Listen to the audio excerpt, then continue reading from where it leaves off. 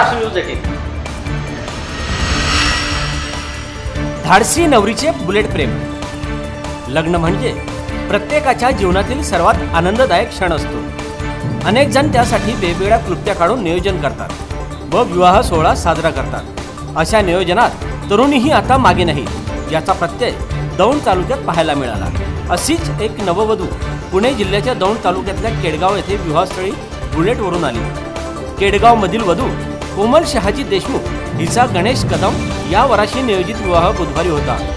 सदर विवाह केडगाव येथील घरापासून 4 किलोमीटर लांब आर्यन लॉन्स कार्यालयात आयोजित करण्यात आला होता. लहानपणापासूनच कोमलला बुलेटची हौस होती. तिने बुलेट छंद जोपासला. या घरात मुलगा मुलगी भेदभाव केला जात नाही. स्वतःच्या लग्नात कोमल हिने बुलेटवरून येण्याची इच्छा बोलून दाखवली. देशमुख कुटुंबियांनीही मोठ्या मनाने तिच्या या बुलेट स्वारीसाठी परवानगी दिली.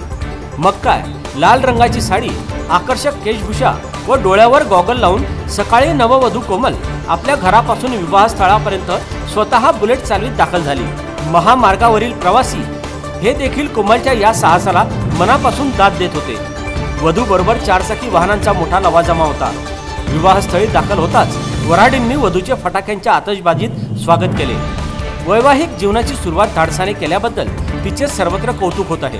आज माझा विवाह सोहळा कोमल देशमुख हिच्याबरोबर संपन्न झाला.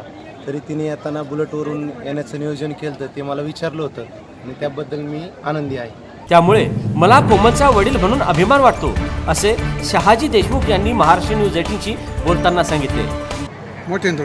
माझ्या मुलीचं लग्न होतं आज कोमल देशमुख.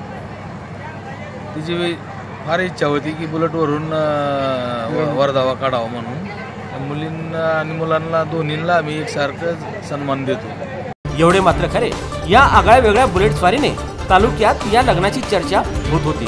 दौंड तालुका प्रतिनिधी मोहन कुमार कांबळे, दौंड. नवीन बातम्यांसाठी पाहत रहा महाराष्ट्र न्यूज 18, व्यासपीठ जनसामान्यांचे. महाराष्ट्र न्यूज 18, व्यासपीठ जनसामान्यांचे.